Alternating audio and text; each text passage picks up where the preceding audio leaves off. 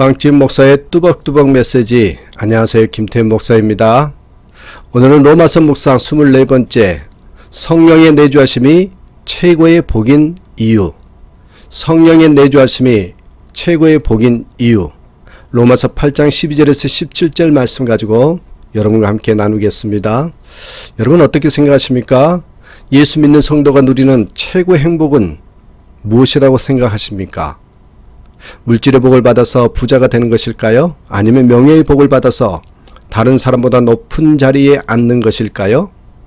그것도 아니면 건강의 복을 받아서 일평생 무병장수하는 것일까요? 물론 이 모든 것들도 하나님이 주시는 복입니다.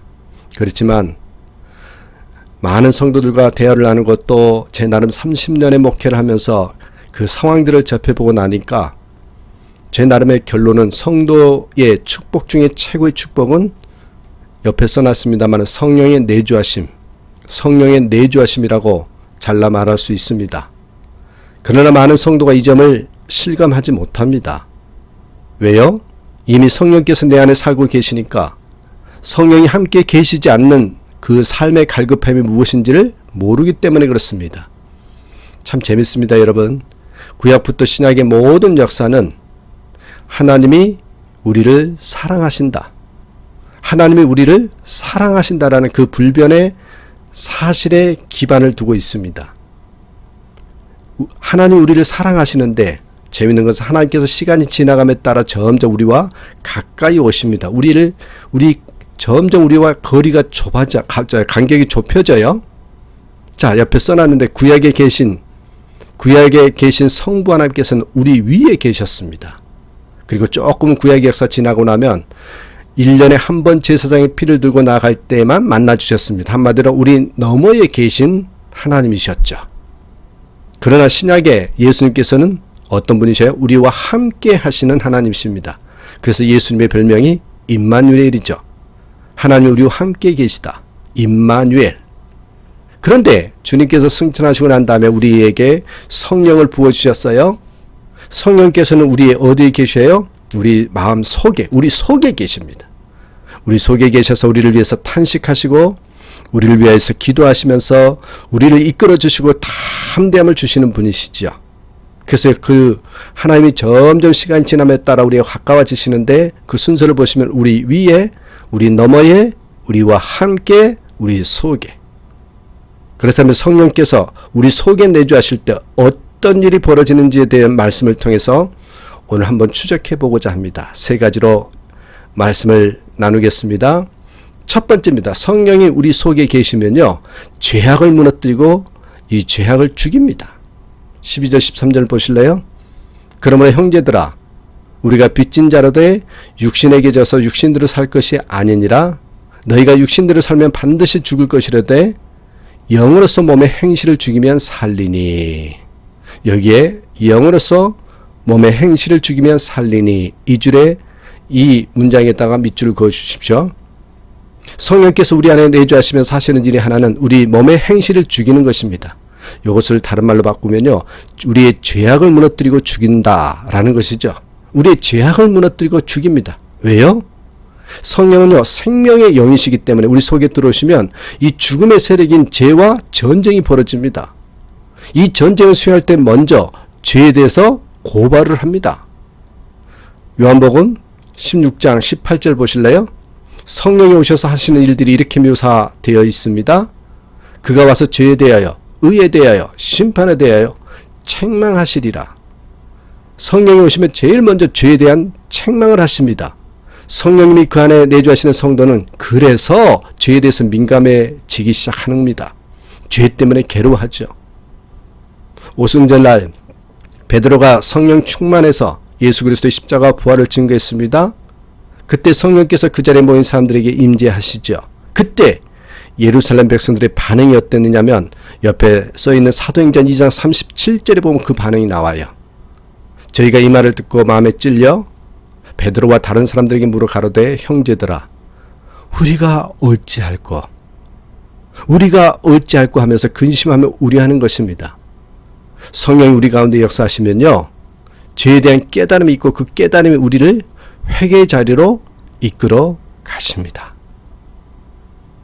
여러분 4세기 유명한 교부 중에 어거스틴이라는 사람이 있죠. 참회록이라는 책을 쓰기도 했지만 그 참회록과 함께 유명한 저서 한 권이 있어요. 그것은 하나님의 도성입니다. 하나님의 도성. 이 책을 쓰게 된 동기가 이렇습니다. 어거스틴에게는요, 이해할 수 없는 일이 한 가지 있었습니다. 주 313년에 로마 콘스탄틴 대제가 밀라노 칙령을 선포하여 로마가 기독교 국가가 되었습니다. 이젠 핍박 없이 자유롭게 예수를 믿을 수 있는 국가가 되었습니다. 그런데 갑자기 동쪽에서요, 야만족, 게르만족이 쳐들어와서 로마를 완전히 멸망시켜버립니다. 어거스틴은 도저히 이 점을 이해할 수 없었습니다. 어찌하여 믿는 성도가 믿지 않는 야만족들에게 멸망당할 수 있는가? 도저히 이해할 수 없는 과제였습니다. 그런데 시간이 한참 지난 후에 하나님의 놀라운 섭리를 발견하고는 그분 앞에 항복하게 되었습니다. 그 섭리하심, 그 섭리에는 하나님께서 로마를 무너뜨리셨지만 로마를 정복한 게르만 민족을요, 그리스도인으로 변화시킨 것입니다. 로마는 무너졌지만 이 게르만 민족은 다시 로마를 세우고 이름을 신성 로마 제국이라고 붙였습니다. 어거스틴은 세상 나라의 멸망을 통해서 하나님 나라의 하나님 나라를 세우시는 이 기막힌 역사와 운영의 묘를 보고 감탄하신 겁니다. 감탄을 했습니다. 인간 눈으로 볼 때는 하나님의 나라가 무너진 것 같지만 무너진 것이 아니라 더 큰 것을 세우기 위한 하나님의 섭리가 드러났다라는 것이죠. 그렇습니다. 여러분, 빌딩을 짓기 위해서는 옛 초가집은 부수어야 합니다. 거룩한 건설을 위해서는 거룩한 파괴가 있어야 합니다. 하나님께서는 우리의 삶 가운데 예비하신 큰 것을 세우기 위해서는 어떤 때는 우리가 애착을 가지고 있는 작은 것들을 무너뜨릴 때가 있습니다. 그래서 어떤 때는 하나님의 성령이 역사하는 사람임에도 불구하고 사업에 실패합니다. 어떤 사람은 병상에서 하나님의 뜻을 깨닫습니다. 우리의 육체를 무너뜨림으로 진리의 보화를 깨닫게 하는 하나님의 섭리하심이 있죠. 그렇습니다. 성령이 우리 안에 임했으면 죄에 민감해지고 죄가 정말 무서운 거구나 하면서 회개 자리로 돌아오게 돼 있다는 것이에요. 둘째는 여러분 뭡니까? 진리 가운데로 인도하신다는 겁니다. 성령의 또 다른 사역이 14절에 나옵니다. 무릇 하나님의 영으로 인도함을 받는 그들은 곧 하나님의 아들이라. 하나님의 영으로 인도함을 받은 그들. 성령은 우리를 세상에서 인도하신다고 하셨습니다. 자, 요한복음 16장 13절을 보십시오. 진리의 성령이 오시면 그가 너희를 모든 진리 가운데로 인도하시리니. 이 말씀으로 이 점을 재차 확인시켜 주죠. 성령은 우리에게 진리를 소개하는 데서 그치시는 것이 아니라 진리 가운데로 우리를 인도하십니다. 재밌어요. 여기서 인도한다. 그 의미의 헬라어를 우리말로 바꾸면 우리를 끌고 간다라는 뜻이랍니다. 우리를 끌고 간다. 여러분, 이게 좀 끌고 간다라는 의미는 조금 강제성이 좀 담겨 있죠. 하나님께서 우리에게 말씀만 던져주시고 수수방관하시는 것이 아니라 말씀하신 하나님께서 그 진리의 자리까지 우리를 끌고 가신다는 뜻입니다. 여러분 아셔야 돼요. 말로 해서 안 가면 멱살을 잡고, 멱살을 잡았는데도 안 가면 몽둥이로 때려서라도 끌고 가시는 분이 우리 속에 내재하시는 성령님이라고 성경은 증거합니다. 성도 가운데는 하나님의 말씀에요, 이 순종하는 사람도 있지만 하나님의 낯을 피해 도망치다가 잡힌 사람도 있어요. 안 오겠다고 버티다가 하나님께 멱살 잡힌 사람도 있습니다. 그렇지만 이 모든 이들에게서의 공통점이 하나 발견돼요. 그게 뭘까요?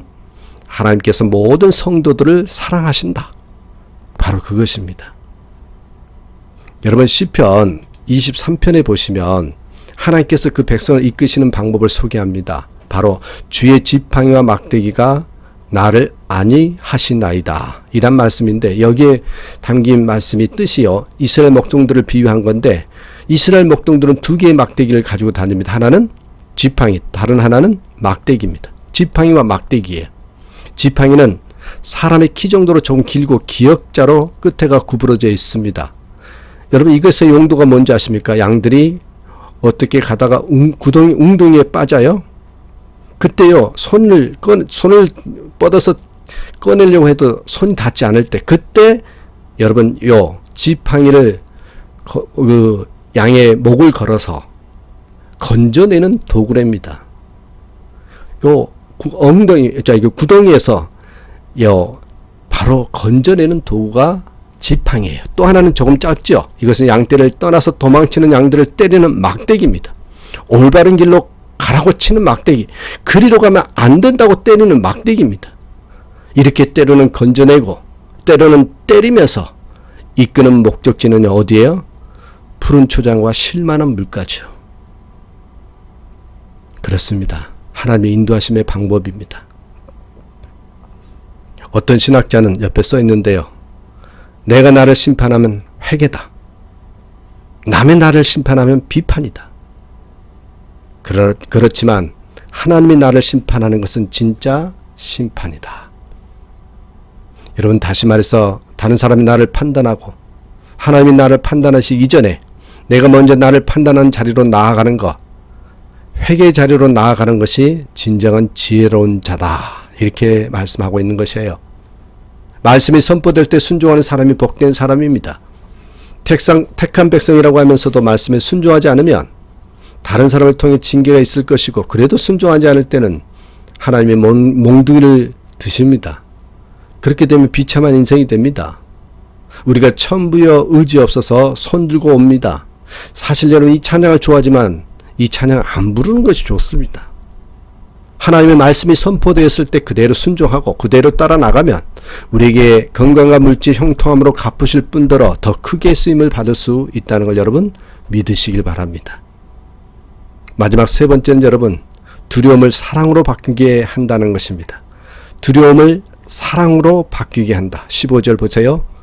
너희는 다시 무서운 종의 영을 받지 아니하고 종의 영을 받지 아니하고 양자의 영을 받았으므로 아바 아버지라 부르짖느니라. 여러분 성령의 사람이 지닌 특징이 무서워하지 않는 것입니다. 왜냐하면 종의 영이 아니라 양자의 영을 받아서 아버지라고 부를 수 있는 하나님의 자녀가 되었기 때문입니다. 제 간증입니다. 제가 고등학교를 다닐 때 정말 무서운 선생님이 계셨습니다. 이 정치경제 선생님이신데요. 학생들을 잘 때리기로 유명한 분입니다. 저희 학교에는 아이스하키부가 있었거든요. 그래서요, 이 아이스하키부가 부러진 것을 가지고 매를 만들어가지고 그걸로 때리셨습니다. 한 번에 선생님이 우리 아버지를 불러오시라고 불러서 우리 아버지를 모시고 오라고 하는 겁니다. 그때 우리가 좀 가난하고 힘들었거든요.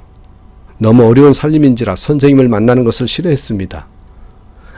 아버님이 어려워하는 것도 있지만 저도 모시고 오는 것이 싫었습니다. 그래서 늘 핑계를 대고 모시고 오지 않았더니 하루는 저를 때리는 겁니다. 양 10대는 맞은 것 같습니다. 근데 여러분 아십니까? 아프긴 아프겠지만 아프는 것보다 억울해서 정말 그 선생님이 미워지더라고요.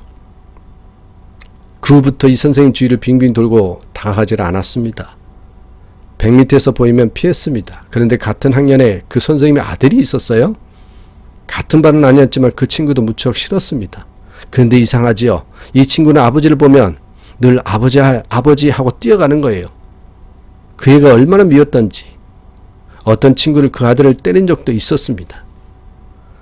여러분 그 정도로 싫었던 거죠. 그 일을 회상하면서요 느낀 게 하나 있습니다. 그때 일을 기억하면서 떠오르는 생각이 하나 있는 것이 저와 그분들은 말하자면 종의 영을 받았던 것입니다. 오늘 본문에 비유하자면 종의 영, 선생님은 몽둥이를 든 분이기 때문에 무섭기만 합니다.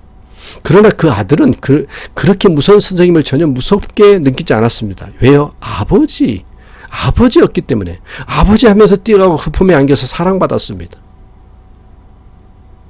그 친구에게는 그 선생님이 무서운 교사가 아니라 자기를 낳아주신 아버지이기 때문에 무서워할 것이 없었던 것이죠. 여러분 하나님께서 우리에게 무엇을 말씀하십니까? 우리를 양자로 삼으시고 나아가서 아바 아버지라고 부르는 자녀가 됐으니 두려워하지 말라. 이것이 하나님의 말씀입니다. 우리가 하나님의 자녀가 된 것을 믿습니까? 우리가 하나님을 아바 아버지라고 부를 수 있는 특권을 가졌음을 여러분 믿으십니까? 그렇다면 전혀 두려워할 필요가 없습니다. 두려움의 뿌리는 죄악입니다. 죄악. 하나님으로부터 버림받았다는 느낌 때문에 두려운 것이거든요. 그러나 성령이 사람에게는 결코 두려움이 없습니다. 성령께서 친히 우리를 하나님의 자녀로 삼아 주셨기 때문에 그렇습니다. 여러분, 디모데 후서 1장 7절 말씀을 보니까 하나님 우리에게 주신 것은 두려워하는 마음이 아니요 오직 능력과 사랑과 근신하는 마음이니 하고 증거합니다. 두려워하는 마음은 전부 마귀가 주는 마음입니다. 이 믿음을 떠날 때 하나님에 대한 신뢰가 사라질 때 바로 두려움이 생깁니다. 그래서 두려움에는 형벌이 따르는 것입니다. 성도에게는 두려워하는 마음이 아니라 사랑이 있습니다.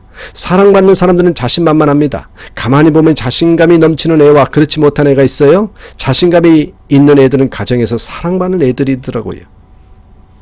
우리가 두려움에 빠져 있고 여러 가지 환난 가운데서 기가 죽어 지내는 이유가 무엇인지 아십니까? 하나님이 나를 사랑하신다는 확신이 없기 때문입니다. 하나님께서 나를 위하시는데 누가 나를 대적하리요? 이게 성도 본연의 자세임을 아셔야 합니다.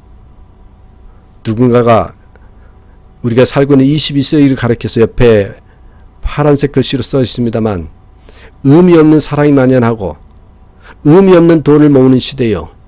진리 없는 교육이 난무하는 시대요. 죄의식 없는 살인이 난무한 시대라고 말했을 때 여러분 아십니까? 하나님의 사람이었던 프란시스 세퍼는 이 말에 한마디를 추가했습니다. 뭐래요? 그러나 옆에 빨간 글씨로 써 있죠. 그러나 성령님은 지금도 역사하십니다. 그러면 된 것 아닙니까? 오늘날 많은 사람들이 얘기합니다. 교회가 왜 그렇게 타락했냐고. 그리스도인들이 그렇게 살면 되느냐고. 우리는 그저 한마디만 추가하면 됩니다. 그러나 성령님은 지금도 역사하십니다. 그러면 된 것 아닙니까? 적지 않는 사람이 얘기합니다. 이제는 더 이상 예수를 믿기 힘든 시대라고. 이제는 전도가 되지 않는다고. 우리는 한마디만 추가하면 됩니다. 그러나 성령님은 지금도 역사하십니다. 그러면 된 것 아닙니까? 또 사람들이 얘기합니다. 요즘은 우리들의 자녀들은 더 이상 순진하지 않다. 다 타락했으며 어느 누구도 주님을 찾지 않는다. 더욱이 가정을 지키기는 더 어려운 때라고. 우리는 한마디만 추가하면 됩니다. 그러나 성령님은 지금도 역사하십니다. 그러면 된 것 아닙니까? 그러나 성령님은 지금도 역사하십니다. 그러면 된 것 아닙니까? 여러분 마지막 16절 보십시오. 바로 그때에 그 성령이 우리의 영과 함께 우리가 하나님의 자녀임을 증언하십니다. 바로 그때 언제입니까? 하나님을 아바 아버지라고 고백할 때, 성령님이 그렇게 고백하실 때, 성령님이 그렇게 고백하게 하실 때 프란시스 세퍼의 말대로 그러나 성령님은 지금도 역사하십니다. 그러면 된 것 아닙니까? 라고 고백하는 그때 우리는 하나님의 자녀임이 증언되는 것입니다. 사랑하는 여러분, 우리는 복받은 사람들입니다. 왠지 아십니까? 성령님이 내 안에 계시는 하나님의 자녀이기 때문에 그렇습니다. 복 중에 복을 받았다, 최고의 복을 받았다는 걸 기억하시면서 늘 성령님 모시고 살아가는 저와 여러분 되시길 주님의 이름으로 축복합니다. 오늘도 주님 안에서 기뻐하시며 나는 예수님 때문에 행복합니다라고 고백하는 저와 여러분 되시길 간절히 축원합니다. 감사합니다.